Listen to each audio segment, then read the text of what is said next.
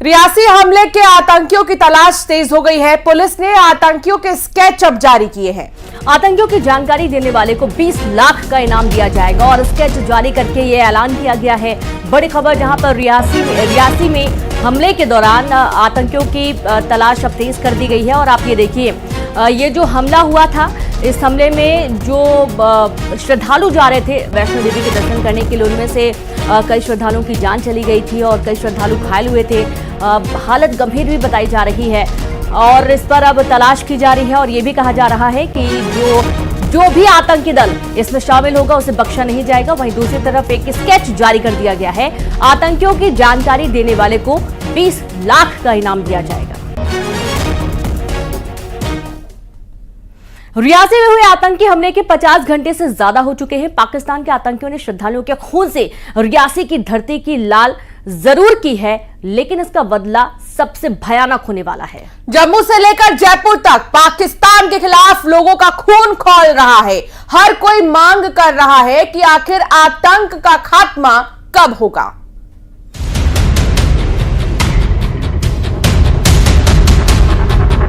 पाकिस्तान हाय हाय, पाकिस्तान हाय हाय। क्या आतंक का इलाज अब सर्जिकल स्ट्राइक पार्ट 3 से ही पूरा होगा? पाकिस्तान हाय हाय, पाकिस्तान हाय हाय। पूरे देश में अब यही आवाज उठ रही है कि बस बहुत हुआ, अब आतंक के सर्वनाश का टाइम आ चुका है। जम्मू से जयपुर तक अब यही आवाज उठ रही है कि अब भारत और बर्दाश्त नहीं कर सकता है। देश में आतंक के खिलाफ उठ रही आवाज सरहद पार तक पहुंच चुकी है और पाकिस्तान को भी एहसास हो चुका है कि अब कश्मीर में छिपे आतंकियों के चिथड़े उड़ेंगे तो पीओके में भी आतंकियों की कब्र खुदनी तय हो गई है। पाक अधिकृत कश्मीर के पूर्व पीएम फारूक हैदर ने मान लिया है कि अब सर्जिकल स्ट्राइक पार्ट 3 का काउंटडाउन शुरू हो गया है। इसलिए फारूक हैदर ने शहबाज शरीफ को आगाह किया है कि वो भी अपने आतंकियों को बचाने की तैयारी कर ले। सिक्योरिटी तो बिल्कुल ठीक है, ऐसी बात नहीं है, मगर आतंकवाद है बेगुनाह। जो अपने लिए मांगने गए थे शिवखोड़ी में, उन पे हमला किया गया। नाते लोग, हम सबको, जो भी इस रियासत के लोग हैं, हमें इसे कंडेम करना चाहिए। दरअसल इस बार पीओके को लेकर पाकिस्तान पूरी तरह से घिर गया है। खुफिया सूत्रों के मुताबिक रियासी में हमला करने वाले आतंकियों में पाकिस्तान के रिटायर्ड सैनिक शामिल हैं, जिन्हें पीओके के लॉन्च पैड में ट्रेनिंग दी गई थी और यहीं से आतंकी जम्मू कश्मीर के सांबा में घुसे और फिर राजौरी पहुंचे। यहां से आतंकियों ने रियासी में अपनी पोजीशन संभाल ली। एनआईए को रियासी हमले की जांच के दौरान कई जानकारियां हाथ लगी हैं।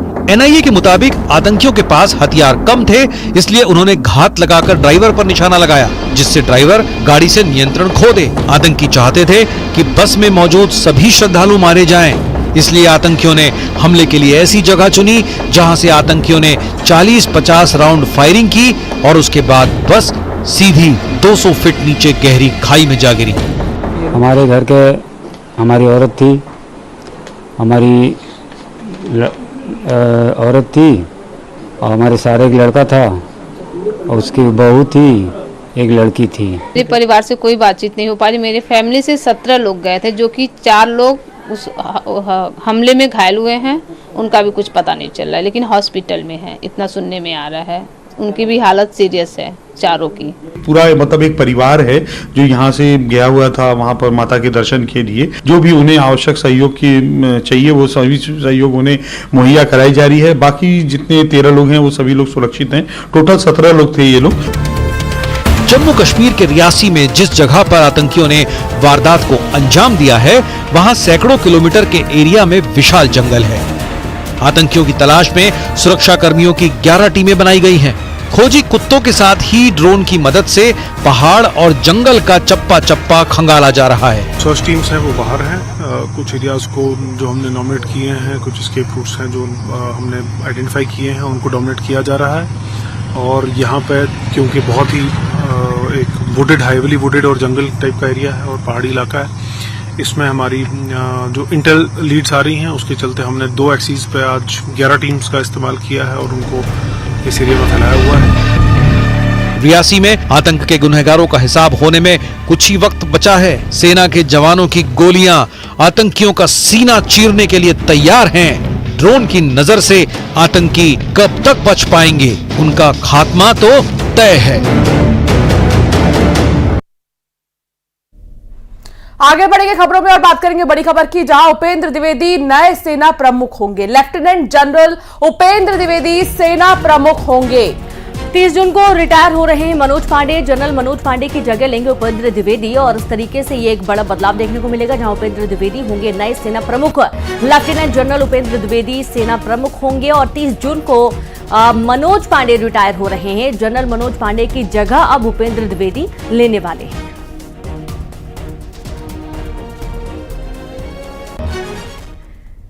बलौदाबाजार में हिंसा के बाद सरकार का बड़ा एक्शन। बलौदाबाजार कलेक्टर